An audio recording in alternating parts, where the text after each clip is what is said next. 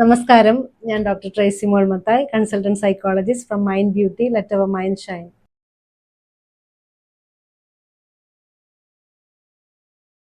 ഇന്നലെ എന്നെ കാണാൻ ഒരു പെൺകുട്ടി വന്നു.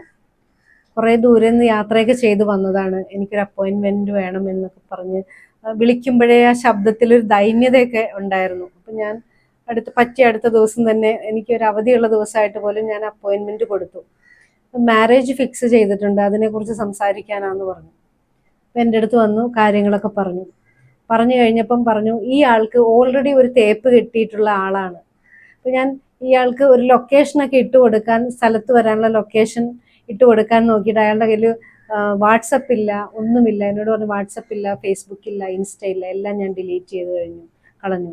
എനിക്ക് അതിൻ്റെ ആ ഒരു മനപ്രയാസത്തിൻ്റെ സോണിലാണ് ഞാനുള്ളത്. അതൊന്നും എനിക്കിപ്പോൾ ഇല്ല. അതുകൊണ്ട് എനിക്ക് വഴി പറഞ്ഞു തന്നാൽ മതി എന്ന് പറഞ്ഞു എന്നോട്. ഓക്കെ, ഞാൻ പറഞ്ഞു തരാമെന്ന് പറഞ്ഞു. അങ്ങനെ ഇവിടെ വന്നു, കല്യാണം ഫിക്സ് ചെയ്തു. ആദ്യം ഒരു കല്യാണം ഫിക്സ് ചെയ്തു. എല്ലാം വിദേശത്തൊക്കെ ഉള്ള കല്യാണങ്ങളൊക്കെയാണ് ഫിക്സ് ചെയ്തു. അതിന് മാനസികമായിട്ട് കല്യാണത്തിന് അത് തയ്യാറല്ലെങ്കിലും വീട്ടുകാരുടെയും എല്ലാം നിർബന്ധത്തിൽ അത് വഴങ്ങി. ചില കാരണങ്ങളാൽ ആ കല്യാണം മുടങ്ങിപ്പോയി. അതിനുശേഷം ഇപ്പോൾ ഒരു കല്യാണം ഫിക്സ് ചെയ്തിട്ടുണ്ട്. 3-4-5 മാസം കഴിഞ്ഞ് അതിൻ്റെ കല്യാണമാണ്. ഡേറ്റ് വരെ അവരെടുത്തിട്ടിരിക്കുകയാണ്. പക്ഷെ അത് പറയുന്നത് കല്യാണം ഫിക്സ് ചെയ്ത് ഇവർ തമ്മിൽ ഫോണിൽ സംസാരിക്കുന്നു. ഫോണിൽ ആദ്യമൊക്കെ 1 മാസമൊക്കെ സന്തോഷത്തോടെയൊക്കെ സംസാരിച്ചു. പിന്നെ ഇയാളുടെ സംസാര രീതിയിലൊക്കെ മാറ്റം വരുന്നു. ഇയാളോട് ഇഷ്ടപ്പെടാത്ത രീതിയിൽ സംസാരിക്കുന്നു, ദേഷ്യപ്പെടുന്നു, ഷൗട്ട് ചെയ്യുന്നു, പണം ആവശ്യപ്പെടുന്ന രീതിയിലൊക്കെയുള്ള സമീപനങ്ങൾ, അങ്ങനെയുള്ള പല ഒരു രീതി. പക്ഷെ അതുകൊണ്ട് തന്നെ ഇതിന് മാനസിക വിഷമമായിട്ട് ഈ കാര്യം വേണ്ട എന്ന് തോന്നുന്നു. അങ്ങനെയൊക്കെയുള്ള കാര്യങ്ങൾ വേണോ വേണ്ടയോ എന്ന് ഡൗട്ട്. വീട്ടുകാരോട് ഇത് എങ്ങനെ പറയും, എന്ത് ഒരു സമയത്ത് ഇയാളെ ഇഷ്ടപ്പെട്ട് തുടങ്ങിയതായിരുന്നു എന്ന് വെച്ച് കഴിഞ്ഞാൽ കുഴപ്പമില്ല, ഓക്കെ മാരേജ് ചെയ്തേക്കാം എന്നൊക്കെ പറഞ്ഞിട്ട് എനിക്ക് ഇവരുടെ എൻഗേജ്മെന്റ് ഫോട്ടോ ഒക്കെ അതിൻ്റെ കൂടെ കാണിച്ചൊക്കെ തന്നു. പക്ഷേ ഇത് വന്ന് പറഞ്ഞപ്പം പക്ക ഒരു ടോക്സിസിറ്റിയിലേക്കാണ് കാര്യങ്ങൾ പോകുന്നതെന്ന് എനിക്ക് മനസ്സിലായി.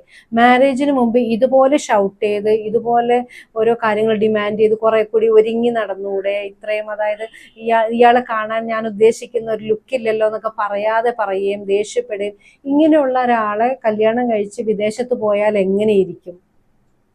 അപ്പം ഇത്രയും കാര്യങ്ങൾ ചോദിച്ചു. കാര്യങ്ങൾ പറഞ്ഞപ്പോൾ തന്നെ ആള് കല്യാണം വേണ്ട എന്ന് തീരുമാനിച്ച് നമ്മൾ സന്തോഷത്തോടു കൂടി സമാധാനത്തോടു കൂടി വെറുതെ പിന്നെ ഇഷ്ടം പോലെ സ്റ്റോറീസ് എല്ലാം കാണുന്നില്ലേ കാര്യങ്ങളൊക്കെ. അങ്ങനെ അയാൾ സന്തോഷത്തോടു കൂടി പോയി. ആ കല്യാണം വേണ്ടെന്ന് അവർ തീരുമാനിച്ചു എന്ന് എന്നെ വിളിച്ചു പറഞ്ഞു.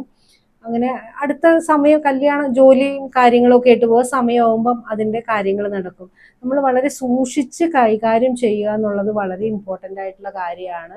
ഇങ്ങനെയുള്ള കാര്യങ്ങളൊക്കെ വെറുതെ എടുത്തു ചാടി ഒരു കല്യാണത്തിലേക്കൊന്നും പോകാതിരിക്കുക, ഒരു ജോലി കണ്ടൊന്നും കല്യാണത്തിലേക്ക് പോകാതിരിക്കുക എന്നുള്ളത് എല്ലാവരും എപ്പോഴും പറഞ്ഞുകൊണ്ടിരിക്കുക തന്നെ.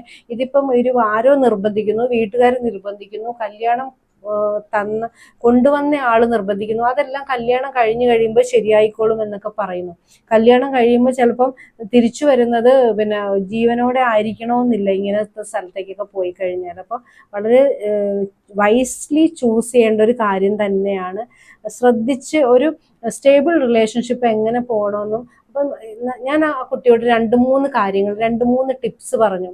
അതായത് ആ 2-3 ടിപ്സ് എന്താന്ന് വെച്ച് കഴിഞ്ഞാൽ, നമ്മൾ വളരെ ഇമോഷണലി ഇൻഡിപെൻഡൻ്റ് ആയിരിക്കുക, അല്ലെങ്കിൽ ഫിനാൻഷ്യലി ഇൻഡിപെൻഡൻ്റ് ആയിരിക്കുക, നമുക്ക് നല്ല കോൺഫിഡൻസ് ഉണ്ടായിരിക്കുക. ഇത്രയും കാര്യങ്ങൾ സ്റ്റേബിളായിട്ട് ഇൻഡിപെൻഡൻ്റ് ആയിട്ട് ജീവിക്കാനുള്ള, സ്വന്തമായിട്ട് ജീവിക്കാനുള്ള, സന്തോഷത്തോടുകൂടി ജീവിക്കാനുള്ള ഒരു ഗ്രൗണ്ട് ആദ്യം വേണം. എന്നിട്ട് മാരേജിലേക്ക് പോകും. എന്നിട്ട് മാരേജിലേക്ക് പോയി കഴിഞ്ഞാൽ ഏത് തരം മാരേജാണ് വരാൻ പോകുന്നതെന്ന് ഗ്യാരണ്ടി ആയിട്ട് 100% ഒരു കാര്യം നമുക്ക് പറയാൻ പറ്റില്ല. ചിലപ്പോൾ നല്ലൊരു സന്തോഷമുള്ളൊരു ജീവിതം വരാം, ചിലപ്പോൾ ഒരു ആവറേജ് ആയിട്ടുള്ള ജീവിതം വരാം, ചിലപ്പോൾ കുറച്ച് പ്രശ്നമുള്ള ഒരു ജീവിതം വരാം, മുന്നോട്ട് പോവാത്ത തരത്തിലുള്ള ജീവിതം വരാം. അപ്പം നല്ലൊരു ജീവിതം വരികയാണെങ്കിൽ സന്തോഷത്തോടു കൂടി ജീവിക്കാം.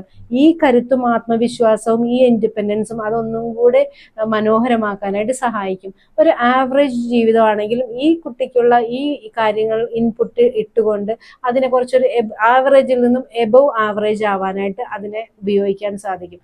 അതേസമയം ഒട്ടും പറ്റാത്ത, വളരെ പ്രശ്നമുള്ള, ക്രൂവലായിട്ടുള്ള ഒരു റിലേഷൻഷിപ്പ് ആണ് അതെന്നുണ്ടെങ്കിൽ അവിടെ നിന്ന് വളരെയധികം ഡാമേജ് വരാതെ ഒന്ന് അവിടുന്ന് രക്ഷപ്പെടാനുള്ള കരുത്തും ഈ ഒരു ഇൻഡിപെൻഡൻസ് ഇൻഡിപെൻഡൻ്റ് ആയിട്ടുള്ള ഒരു അവസ്ഥയും ഈ കോൺഫിഡൻസും എല്ലാം കൊടുക്കുന്നതായിരിക്കും.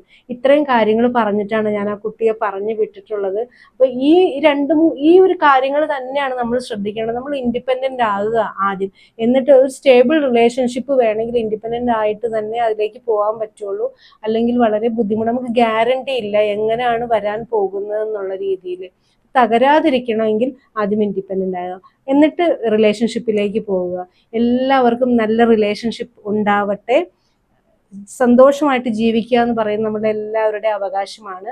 Because happiness is our birth right. Mind Beauty ഇനി മറ്റു വിഷയമായി അടുത്ത എപ്പിസോഡിൽ. എല്ലാവരും സപ്പോർട്ട് ചെയ്യണേ.